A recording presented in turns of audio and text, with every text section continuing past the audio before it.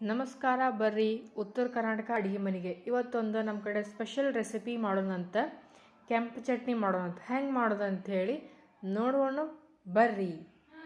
ಫಸ್ಟಿಗೆ ಕೆಂಪು ಮೆಣಸಿನ್ಕಾಯಿನ ಒಂದು ಹಂಚಿಗೆ ಹಾಕ್ಕೊಂಡು ಚಲೋ ಹೊತ್ನಂಗೆ ಫ್ರೈ ಮಾಡ್ಕೋಬೇಕ್ರಿ. ಅದಕ್ಕೆ 1-2 ಟೇಬಲ್ ಸ್ಪೂನ ಎಣ್ಣೆ ಹಾಕ್ಕೊಂಡು ಚಲೋ ಹೊತ್ನಂಗೆ ಫ್ರೈ ಮಾಡ್ಕೋಬೇಕು.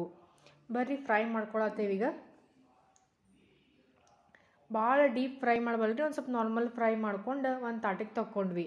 ಆಮ್ಯಾಗ ಮೆಂತ್ಯ ಕಾಳನ್ನ ಒಂದು ಸ್ವಲ್ಪ ಹಾಕ್ಕೊಂಡ್ವಿ ರೀ. ಆಮ್ಯಾಗ ಹಾಕ್ಕೊಂಡು ಒಂದು ಸ್ವಲ್ಪ ಚಲೋ ಹೊತ್ನಂಗೆ ಬೆಚ್ಚಗೆ ಮಾಡ್ಕೊಂಡಿರಿ ಹಂಚ ಮ್ಯಾಗ. ಆಮೇಲೆ 2 ಟೇಬಲ್ ಸ್ಪೂನ್ ಜೀರಿಗೆನೂ ಹಾಕ್ಕೊಂಡ್ವಿ. ಹಾಕ್ಕೊಂಡು ಅದನ್ನೂ ಸಹ ಚಲೋ ಹೊತ್ನಂಗೆ ಬೆಚ್ಚಗೆ ಮಾಡ್ಕೋಬೇಕ್ರಿ. ಬೆಚ್ಚಗೆ ಮಾಡ್ಕೊಂಡಿದಂತ ಆದಮೇಲೆ ಅದನ್ನು ಒಂದು ಜಾರಿಗೆ ಹಾಕ್ಕೊಂಡು ಗ್ರೈಂಡರ್ ಮಾಡ್ಕೋಬೇಕ್ರಿ ಫಸ್ಟ್. ಅಂದ್ರೆ ಅವು ಕಾಳು ಉಳಿಯಂಗಿಲ್ಲ, ಅದ್ರ ಸಂಬಂಧ ಅದು ಅವನ್ನೆರಡು ಫಸ್ಟಿಗೆ ಗ್ರೈಂಡರ್ ಮಾಡ್ಕೋಬೇಕು ಚಲೋ ಹೊತ್ನಂಗೆ. ಆಮ್ಯಾಗ ಕೆಂಪು ಮೆಣಸಿನ್ಕಾಯಿನ ಜಾರಿಗೆ ಹಾಕ್ಕೋಬೇಕು. ಹಾಕ್ಕೊಂಡಾದ್ಮ್ಯಾಗ ಹುಂಚೆ ಹಣ್ಣಿನ ನೀರು ಹಾಕ್ಕೊಳತ್ತೇನೆ ನೋಡ್ರಿ. ಈಗ ಹಾಕ್ಕೊಂಡ್ವಿ. ಆಮ್ಯಾಗ ಒಂದು ಸ್ವಲ್ಪ ಬೆಲ್ಲ ಹಾಕ್ಕೋಬೇಕ್ರಿ. ಆಮ್ಯಾಗ ಒಂದು ಬೆಳ್ಳುಳ್ಳಿ ಹಾಕ್ಕೊಂಡೇನು ನಾನು.